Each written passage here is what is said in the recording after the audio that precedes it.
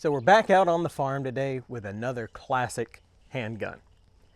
This is the Colt 1903 Pocket Hammerless. It is in 32 auto. You know, the last time I had a pistol out here that was in 32 caliber, folks were like, oh, you won't be able to find anything for that. You won't be able to find any ammo for it.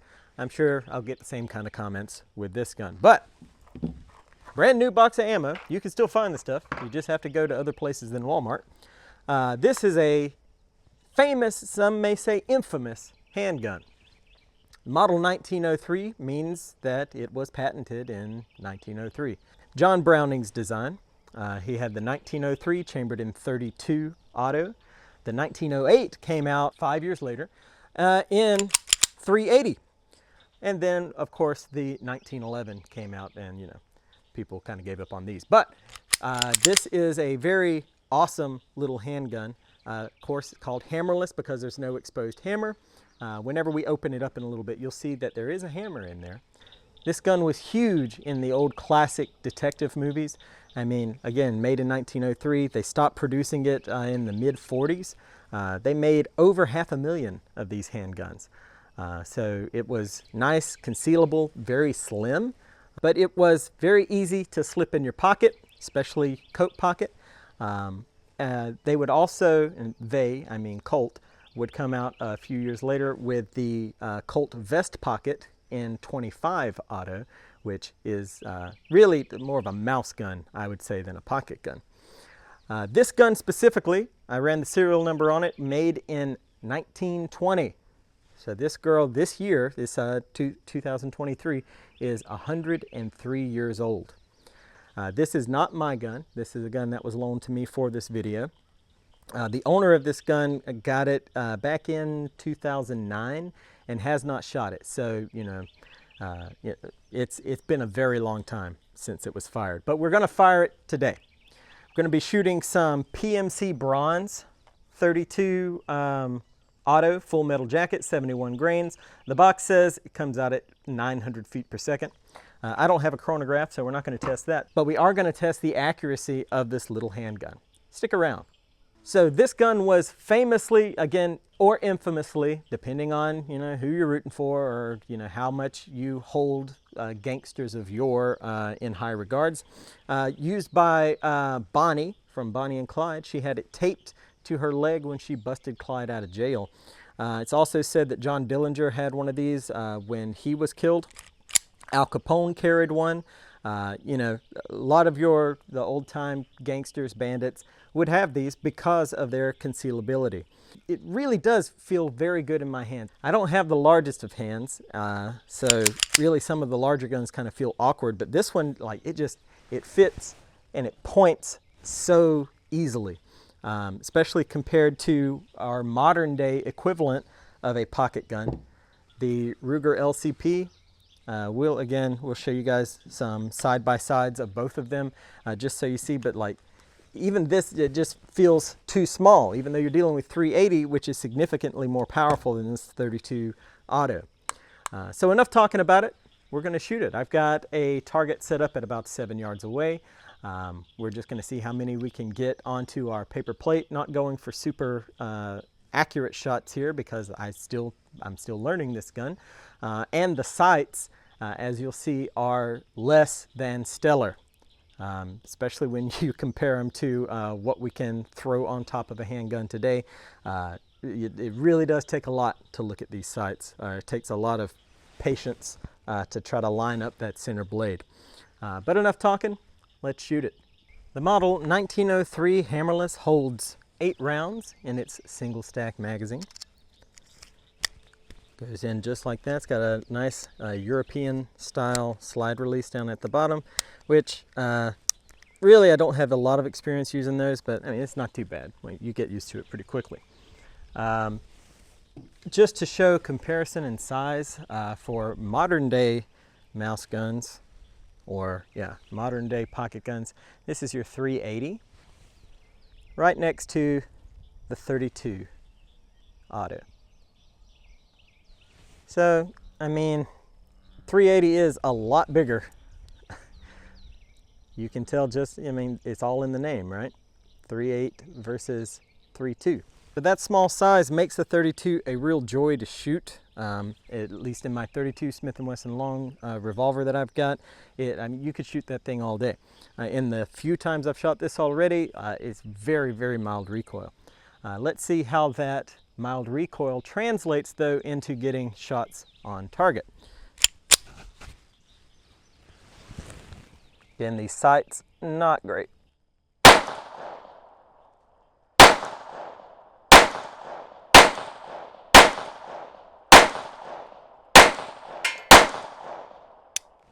That's it. Okay, let's go look at those. Not too shabby. I mean, everything is able to be covered up by a hand, and this is 7 yards.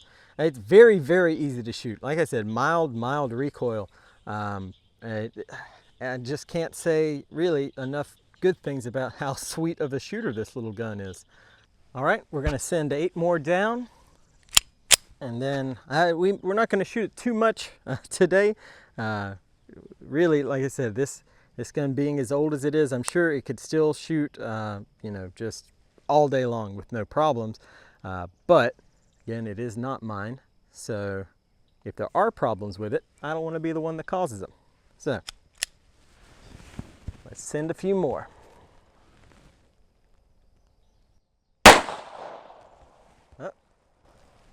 As soon as I said it, let's see what's going on here.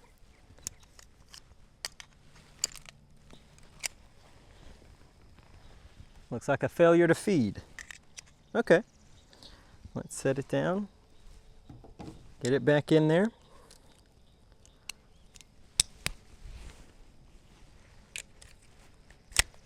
Let's try again.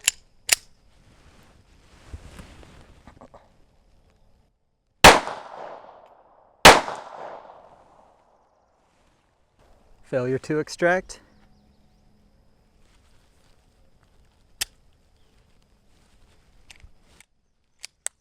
There we go.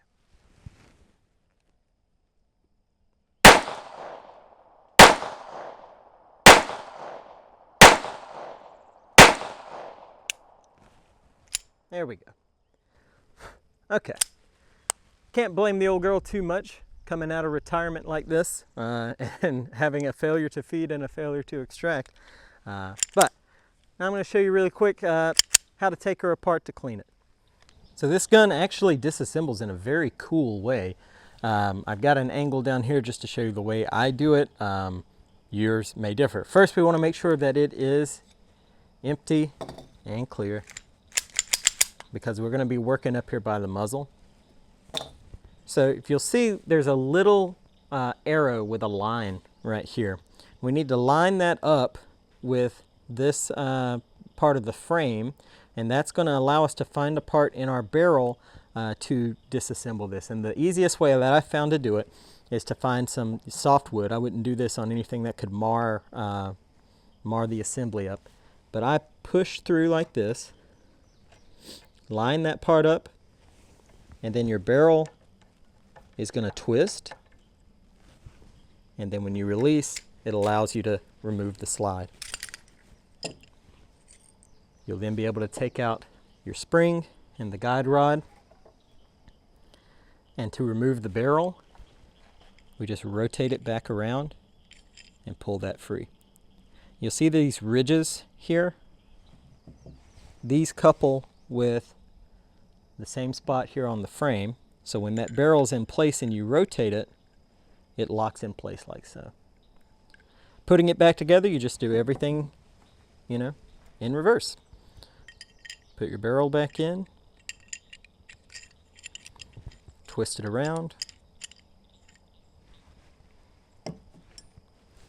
guide rod back in the spring. You'll see the little housing spot here for our guide rod. Looks like in the past someone kind of goofed up putting this back together because the spring's so bent, but I mean,